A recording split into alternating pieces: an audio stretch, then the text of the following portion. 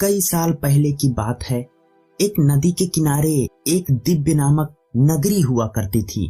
इस नगरी में शासन करने वाला राजा बहुत ही मूर्ख था।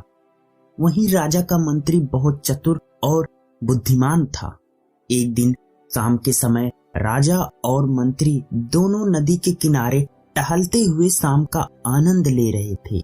तभी राजा ने मंत्री से एक सवाल पूछा। क्या तुम बता सकते हो कि यह नदी किस दिशा में और कहां तक बहकर जाती है? मंत्री ने राजा को तुरंत जवाब देते हुए कहा, महाराज, यह नदी पूर्व की दिशा में बहती है और यह पूरब देश तक जाती है। इस पर राजा ने कहा, हम नहीं चाहते कि हमारे देश का पानी पूरब के देशवासी इस्तेमाल करें। राजा ने मंत्री को नदी का पानी रोकने के लिए दीवार खड़ी करने का आदेश दिया। तभी मंत्री ने राजा से कहा, ऐसा करने पर हमारा ही नुकसान होगा महाराज। राजा ने गुस्से में कहा, पानी हमारा है और पूरब देश वाले मुफ्त में इसका इस्तेमाल कर रहे हैं और तुम बोल रहे हो कि हमारा नुकसान होगा। इसमें हमारा कुछ नुकसान नहीं होगा। तुम जल्दी से जल्दी नदी में दीवार बनवाने का काम शुरू करवाओ। मंत्री राजा की आज्ञा का पालन करते हुए कारीगरों को बुलवाता है और नदी के पास दीवार बनाने का काम शुरू करवा देता है। नदी में दीवार बनाने का काम तेजी से चलने लगा और कुछ दिनों में दीवार बनकर तैयार हो गई।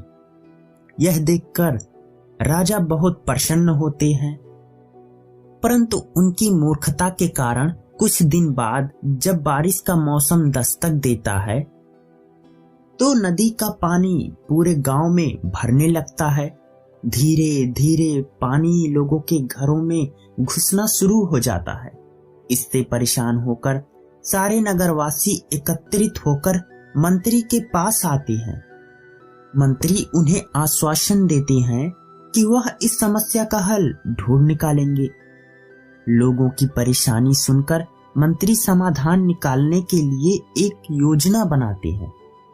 उन्होंने राजमहल में समय को बताने के लिए घंटा बजाने वाले शख्स को इसमें शामिल किया। वह समय के अनुसार घंटा बजाता था, जिससे लोगों को समय का पता चलता था। मंत्री ने उसे कहा, आज तुम प्रति घंटे की बजाय हर आधे घंटे में घंटा बजाना।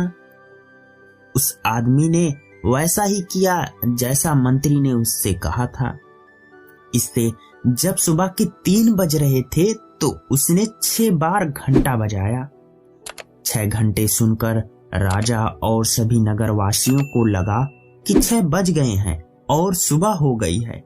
राजा उठकर बाहर आते हैं तो वहां मंत्री पहले से मौजूद होता है।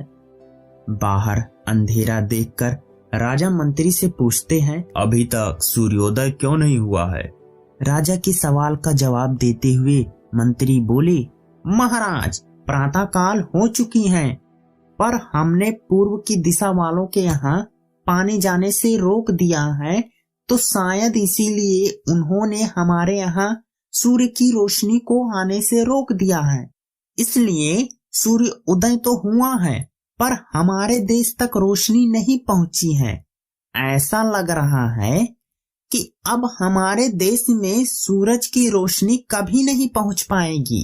यह सुनकर राजा चिंता में पड़ जाते हैं और मंत्री से पूछते हैं, क्या इसका कोई उपाय नहीं है? तब मंत्री उत्तर देते हैं, महाराज, अगर आप नदी का पानी छोड़ देते हैं तो हो सकता है कि वो भी सूरज को छोड़ देंगे। इससे राज्य में फिर से रोशनी आ जाएगी। राजा तुरंत मंत्री को दीवार तुड़वाने का आदेश देते हैं। मंत्री कारीगरों को नदी पर ले जाकर उन्हें दीवार तोड़ने के लिए कहते हैं। कुछ घंटों में कारीगरों ने दीवार गिरा दी और तब तक सूरज के निकलने का समय भी हो गया था। सूर्य उदय हो गया। सूर्य की लालिमा देखकर राजा बहुत खुश हुए और मंत्री को इनाम देने की घोषणा की। राजा ने मंत्री की तारीफ करते हुए कहा, तुम्हारे कारण हमारे राज्य में फिर से सूर्य उदय हो पाया है और तुमने हमारे राज्य को अंधकार से बचाया है। इसके बाद मंत्री कहता है, महाराज, यह तो राज्य के लिए मेरा फर्ज था। इस कहानी से हमें यही सीख मिलती है कि कभी भी दूसरों का बुरा नहीं करना चाहिए और ना ही उनकी तरक्की देखकर उनसे जलन की भावना रखनी चाहिए। तो अगर आपको यह वीडियो पसंद आई हो तो वीडियो को लाइक और चैनल को सब्सक्राइब करें और कमेंट करके हमें बताएं कि आपको कहानी कैसी लगी। मिलते हैं फिर आपसे, तब तक के लिए धन्यवाद।